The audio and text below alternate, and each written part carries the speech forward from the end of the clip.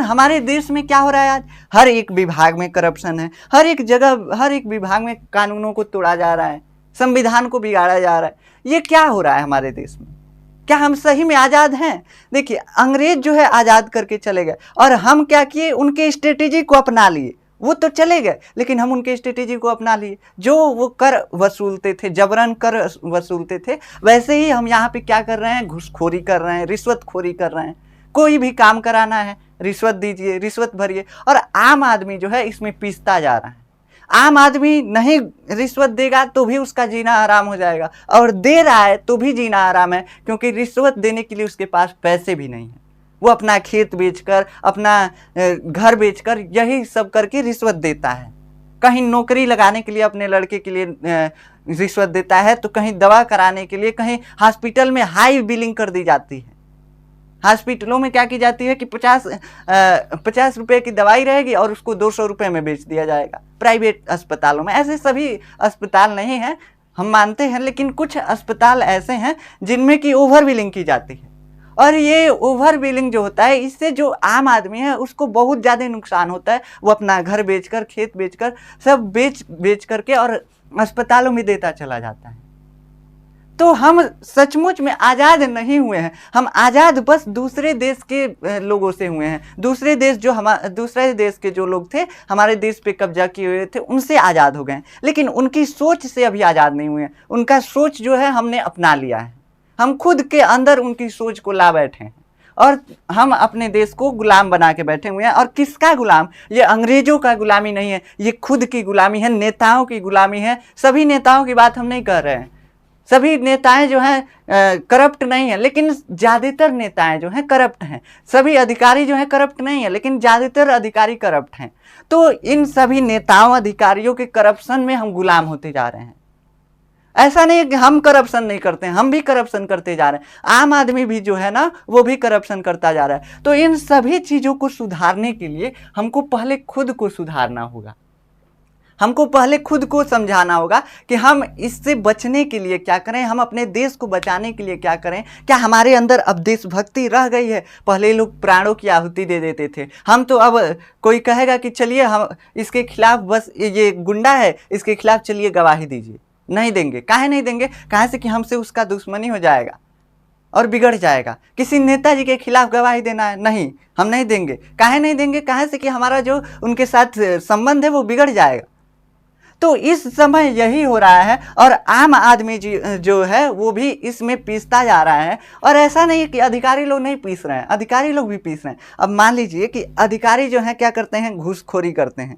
अब वो दूसरे विभाग में गए, किसी और कार्य से, अपने किसी कार्य से गए, वो वहाँ पे घूस देंगे। तो रिश्वतखोरी इस तरह से अपना लूप बना चुका है कि जो रिश्वत लेता है वो भी इसके जाल में फंसता जा रहा है। ऐसा नहीं कि जो रिश्वत लेता है वो ऐसे स्वतंत्र है, ऐसा नहीं है, उसके साथ भी यह रिश्वतखोरी चल रही है और वो भी रिश्वतखोरी से परेशान है, लेकिन वो भी रिश्वतखोरी नहीं छोड़ सकता है।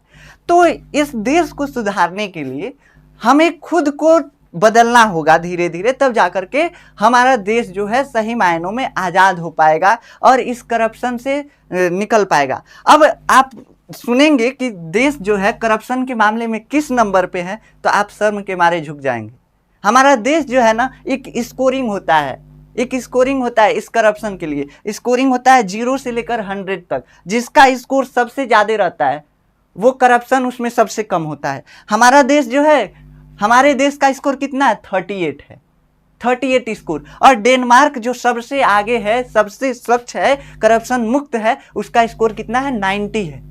और हमारा नंबरिंग कितना है? तो नंबरिंग सुनेंगे तो आप और शर्म से झुक जाएंगे। हमारा नंबरिंग है 96 करप्शन के मामले में। तो हम 96 देश के बाद आते हैं। 96, हमारे पहले जो 95 देश हैं वो हमसे अच्छे हैं, करप्शन उसमें कम है। हमारे देश से कम करप्शन है 95 देशों में, और हम 96 नंबर पे आते हैं। 95 देशों से ज़्यादा हमारे देश में करप्शन होता है। इतना ज़्यादा करप्शन के मामले में हम ऊंचाइयों को छू रहे हैं। तो ये करप्शन जो है हमारे देश को पूरा खोखला करता जा रहा है।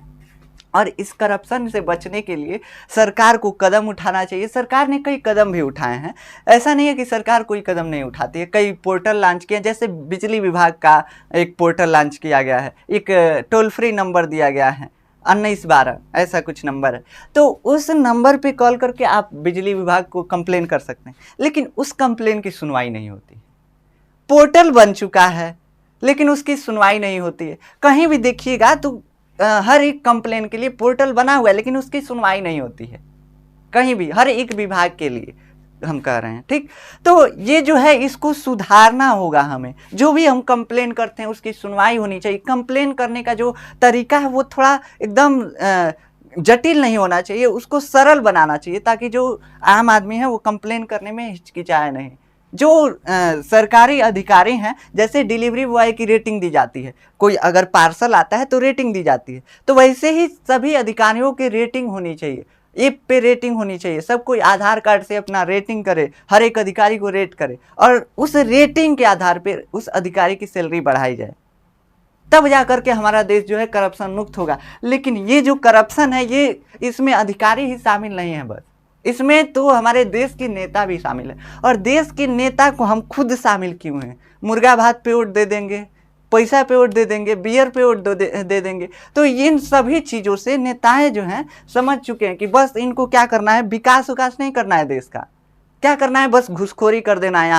यहाँ पे भी मुर्गा भात खिला दीजिए, चाहे बियर दे दीजिए, पैसा दे दीजिए, वोट मिल जाएगा। नेताएं भी अब समझ गए हैं। हमारे देश में नेताओं में कंपटीशन होना चाहिए कि जो सबसे ज़्यादा विकास कर सके, जैसे कि टीचर में होता है। टीचरों में देखेंगे आप तो कंपटीशन होता है कि हम अपना सबसे ज़्यादा अच्छा परफॉर्मेंस कैसे दे सकते हैं, ये होता है। आप देखे होंगे यूट्यूब पे, देखिए, ऐसे देखिए, कहीं भी देखे होंगे तो टीचरों में ये चीज़ें हैं।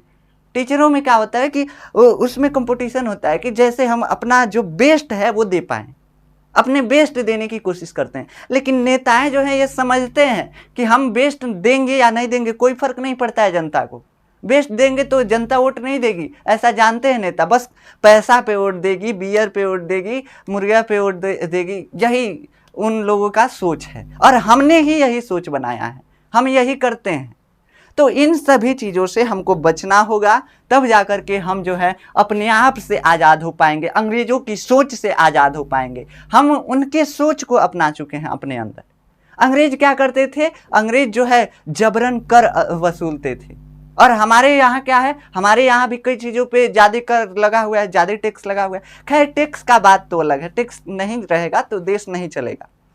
निर्वाचन आयोग जो है उसमें भी कुछ स्कैम होता है, एसएससी का प्रोटेस्ट होता है। एसएससी जो है इतनी बड़ी संस्था है, इतना बड़ा ऑर्गेनाइजेशन है, वहाँ पे करप्शन हो रहा है। एडीक्विटी जो है इस पे कई बार जो है एग्जाम न देने का, न कराने का जो बैन लगा हुआ था, लेकिन उसके बाद भी उसको जो है टेंडर दे दिए एसएससी एग्जाम कराने के लिए। तो ये सभी चीज़ें जो हैं हमको इससे निकलना होगा, हमको इसको सही करना होगा। नीट जो है, नीट में भी धांधली हो रहा है ज़्यादातर। अब बताइए कि 5 सालों में 11 बार परीक्षाएं हुई हैं नीट की, 11 बार 5 सालों में, 5-6 सालों में। तो ये कितना हमारा जो सिस्टम है ये कमज़ोर हो चुका है, इससे अनुमान लगाया जा सकता है। बीपीएससी प्रोटेस्ट हो गया, नीट प्रोटेस्ट हो गया, एसएससी प्रोटेस्ट हो गया, हर एक परीक्षाओं में धांधली हो रही है। हर एक यूपी बोर्ड तक का परीक्षा जो है ना, इसका पेपर लीक हो जा रहा है। और लीक हो रहा है उसके बाद भी उसका कोई सुनवाई नहीं हो रहा है। लीक हो गया तो उसका कोई दोष नहीं है, यूपी बोर्ड का कोई दोष नहीं है, वो अपना हाथ धो के खड़ा हो जा रहा है। तो इन सभी चीज़ों को हमको सुधारना होगा हमारे देश को करप्शन मुक्त बनाने के लिए। और जनता के प्रति जवाबदेही होनी चाहिए सभी संस्थाओं की, सभी ऑर्गेनाइजेशन की, तब जाकर के हमारा देश जो है सही मायनों में आज़ाद होगा।